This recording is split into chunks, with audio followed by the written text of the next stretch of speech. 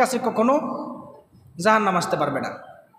জিলহজ মাসের ৪র্থ নাম্বার কাজ হচ্ছে হজ করা, উমরা করা। এই জিলহজ মাসে তো হজ করে, কিন্তু আমাদের সমাজে দেখবেন মানুষের ক্ষমতা আছে কিন্তু হজ করতে চায় না। অথচ আল্লাহর হাবিব সাল্লাল্লাহু আলাইহি ওয়াসাল্লাম বলেছেন, যেই মানুষগুলি ধন সম্পদ থাকার পরে হজ করে নাই, একটা ফরজ তরক করল, ফরজ তরক করার কারণে দুনিয়াতে অনেক আমল করেছে, কিন্তু হজ এর ক্ষমতা থাকার পরে হজ না করার কারণে ওই মানুষটা হাসরের ময়দানে জাহান্নামে যাবে, ফরজ তরক করার কারণে। কারণ সে ফরজে কোনো গুরুত্ব দেয় নাই, ফরজের প্রতি তার কোনো গুরুত্বই ছিল না। অনেক মানুষের ওমরা করার টাকা আছে কিন্তু ওমরা পর্যন্ত করে না। কিন্তু আবার লোক দেখানো হজ, লোক দেখানো উমরা, এটা আল্লাহর কাছে গ্রহণযোগ্য না।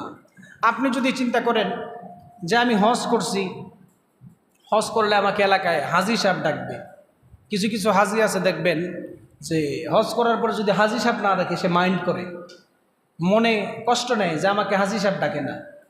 যদি হাজি সাহেব ডাকার জন্য নিজেকে আপনি হজে যান আর এলাকায় এসে হাজি সাহেব টাইটেল লাগান, হাজি সাহেবের টাইটেলটাই আপনি দুনিয়াতে পাবেন, আল্লাহর কাছে এটার কোনো ফায়দা পাবেন না। হাজি সাহেবের টাইটেলটাই পাবেন। আমাদের দেশের মধ্যে অসংখ্য অগণিত এই সিস্টেমটা বাড়ছে। মানুষ এখন হাজি সাহেব টাইটেল লাগানোর জন্য হজ করে, আরও টাইটেল লাগায়, 50 বার হজ করছে, 20 বার হজ করছে। আপনি করেন, আল্লাহ আপনাকে ধন সম্পদ দিয়েছেন, কিন্তু লোক দেখানো আমল করা যাবে না, আল্লাহকে রাজি খুশি করানোর জন্য। কারণ এই হজের মাধ্যমে গুনাহ মাফ হয়, হজের মাধ্যমে আপনার দিল পরিষ্কার হয়। আপনি যদি হজের মাধ্যমে গুনাহই মাফ না করাতে পারেন, ওইটা তো ব্যর্থ।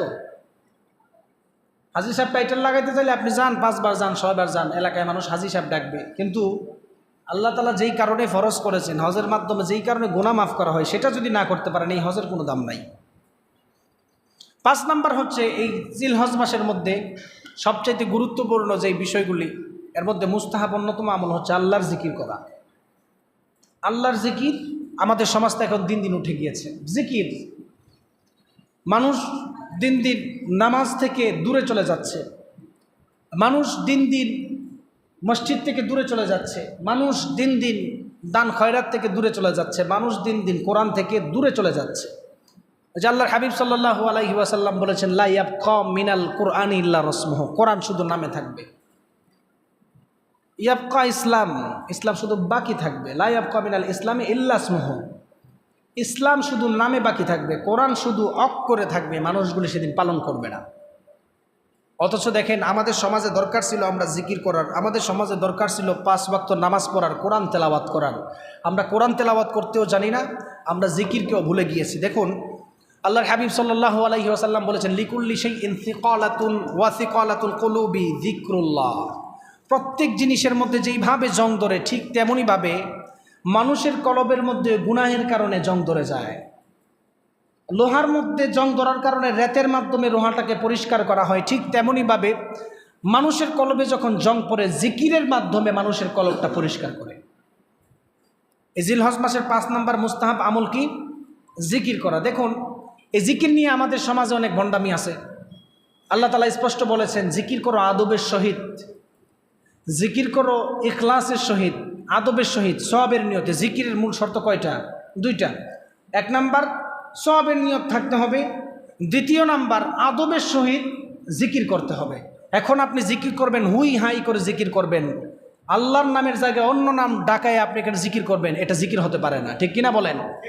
এটা পুরা স্পষ্ট ভণ্ডামি। আমাদের সমাজে এই জিকির নিয়ে বিরাট সমস্যা। একদল বলে এইভাবে জিকির করেন, আরেক দল বলে ওইভাবে জিকির করেন, আরেক দল বলে না, জিকির করতে করতে আমি বাসে উঠে যাব। জিকির নিয়ে ভণ্ডামিগুলো বন্ধ করতে হবে। বিশ্বনবী সাল্লাল্লাহু আলাইহি ওয়াসাল্লামের দরবারে সাহাবায়ে কেরাম প্রশ্ন করল, ওগো আল্লাহর নবী, আমাদের কলবের মধ্যে জং ধরে গেলে কি করব? আল্লাহর হাবিব সাল্লাল্লাহু আলাইহি ওয়াসাল্লাম বলেছেন, বেশি বেশি জিকির করো, কোরআন তেলাওয়াত করো। জিকির করো, কোরআন তেলাওয়াতের মাধ্যমে তোমার কলবটা পরিষ্কার হয়ে যাবে।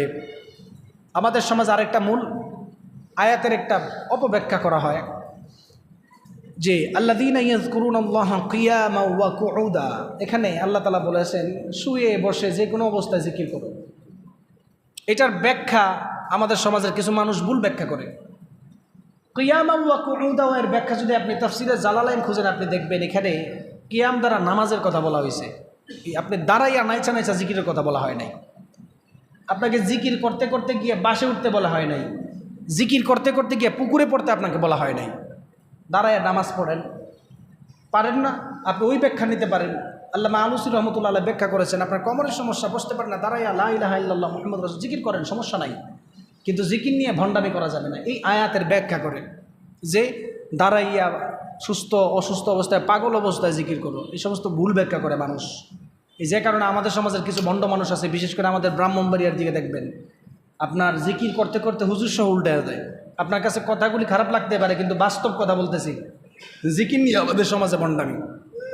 আল্লাহর হাবিব সাল্লাল্লাহু আলাইহি ওয়াসাল্লামকে প্রশ্ন করা হয়েছিল, ইয়া রাসূলুল্লাহ, মিজানের পাল্লা কিভাবে বাড়ি করব? বুখারীর শেষ হাদিস, আন আবি হুরায়রা রাদিয়াল্লাহু তাআলা আনহু قال কালিমাতান হাবিবাতান ইলার রহমান। কালিমাতান, দুইটি শব্দ, হাবিবাতান ইলার রহমান, আল্লাহর কাছে অধিক প্রিয়, যে আল্লাহর কাছে অধিক প্রিয়। খফিফাতানে আলাল লিসান, জিহ্বায় উচ্চারণের ক্ষেত্রে পাতলা হয়। সাকিলাতানে ফিল মিজান, মিজানের পাল্লাকে ভারী করে।